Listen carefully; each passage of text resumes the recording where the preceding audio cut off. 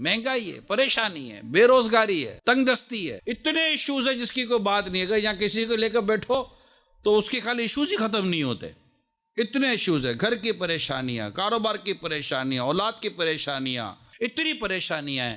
اس پریشان بھائی سے پوچھو، اے بھائی پریشان، ذرا ایک بات تو بتا، نماز پڑھتے ہو؟ بس آنکھ نہیں کھلتی ہے. اچھا ظہر یاد نہیں رہتا، عصر مغرب عشاء راستے میں ہوتا ہوں، ٹریفک ہوتا ہے، جام ہوتا ہوں، مطلب بولا نہیں پڑھتے، نماز نہیں ہوتی.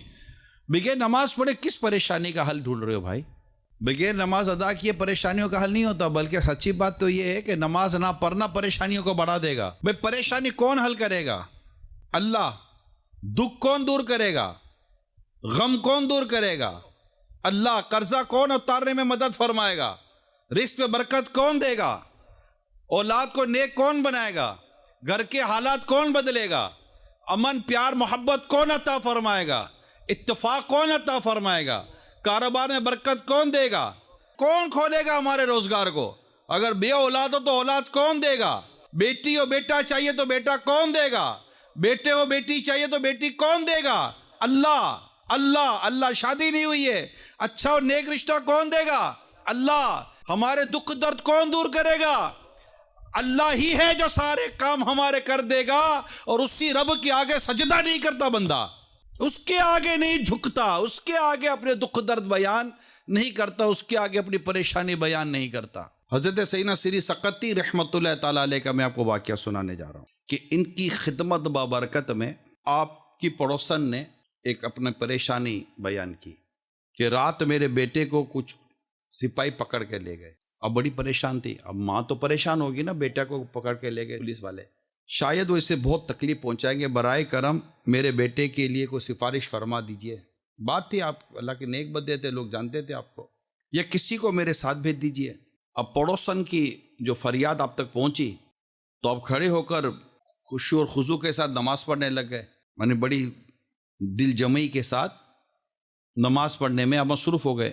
جب کافی دیر ہو گئی تو اس عورت نے کہا، ابو الحسن جلدی کیجئے، میرا بیٹا تکلیف میں اور آپ نماز پڑھ رہے ہیں. آپ مزید نماز میں مصروف ہو گئے اور نماز ہی پڑھ رہے ہیں، نماز ہی پڑھ رہے ہیں. اب عورت پریشان ہو رہی ہے کہ میرا بیٹا پولیس کے پاس ہے، قید ہے، اس کو سزائیں ہوگی، پتہ نہیں کیا کیا ہوگا.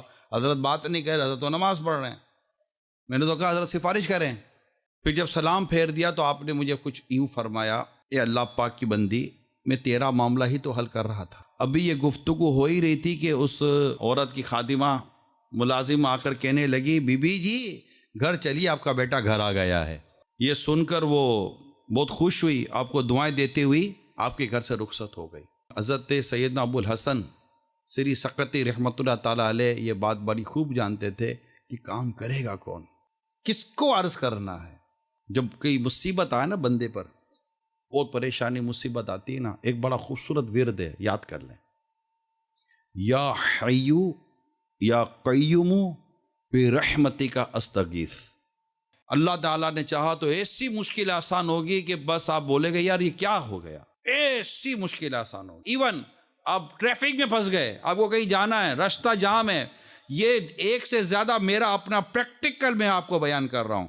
آپ یہ وظیفہ پڑھنا شروع کر دیں، آپ آٹومیٹیکلی دیکھیں گے کہ ٹریفک کھل رہی تھی اور آپ آگے بڑھ رہے تھے. کیسے ہوگا؟ کیوں نہیں ہوگا؟ میرا رب قادر مطلق ہے، وہ مشکل آسان فرمانے والا ہے، وہ تکلیفوں کو دور کرنے والا ہے. چونکہ نفس کی قید میں لہذا ہم نماز نہیں پڑھتے. اللہ پاک ہم سب کو نماز پڑھنے کی توفیق عطا فرمائے.